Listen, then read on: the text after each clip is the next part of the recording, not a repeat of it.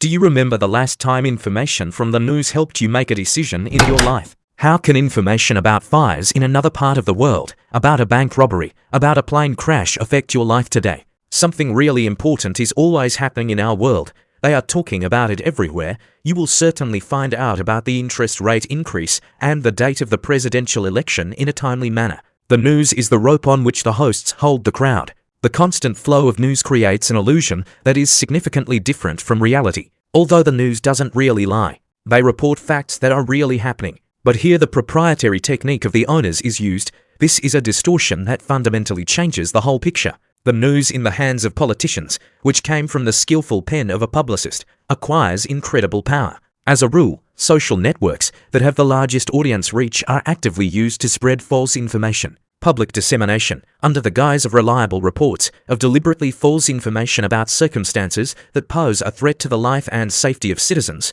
or about measures taken to ensure the safety of the population and territories. The fear of missing out on something important is a hallmark of our time. We get nervous if we stay out of touch, panic if we don't read the news for several hours.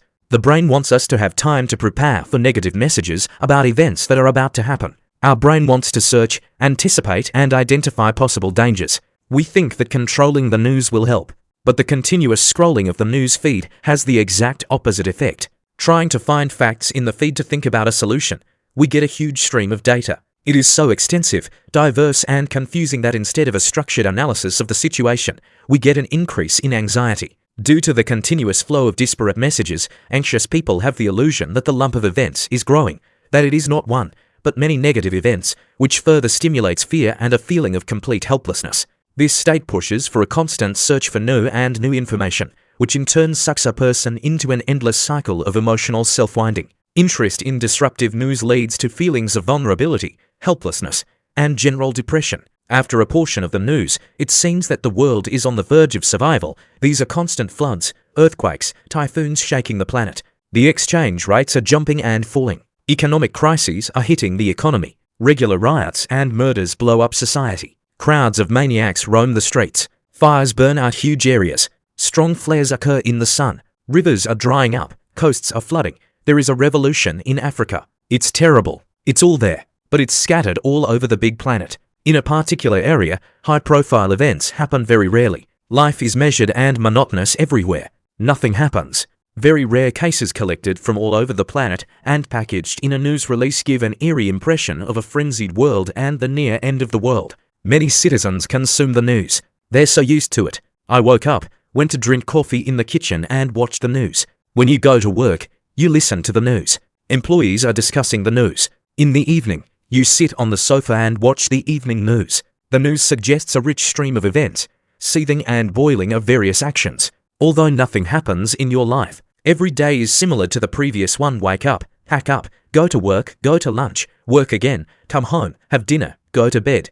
Every weekend is similar to the previous one, to get enough sleep, do household chores, have fun. Each vacation is similar to the previous one, to change places and relax. Every day, every month, every year, stamped on a single matrix on the conveyor. People only change the wrapper, but the essence remains always the same and the same. Interesting things happen only in the news. There's a lot of stuff in there. Very important. Very necessary for everyone, without which it is impossible to live. In fact, news is an intoxicating drug that breaks a person's connection with reality. The news is highly addictive. If you want to find out how addicted you are, do a simple experiment. Give up the news and the rest of the information garbage. In the first few days, it will be difficult for you without the usual dose of news and facts. How many Africans in Limpopo have suffered from another invasion of cockroaches? You will be bored without meetings of presidents, without scandals and bloody incidents, without the economic reports that have been foreshadowing the crisis for decades, without scaring politicians about the future war, without the howling of the journalists with strained voices and distorted faces. The withdrawal period will last from a week to a month, depending on the flexibility of the psyche. After that, the contours of reality begin to appear. You find yourself in a completely different world. Although everything remains the same, people, houses, roads, cars, shops, rains, garbage, lanterns. There have been no changes in the environment, but it's like you've landed on another planet. Everything is so different.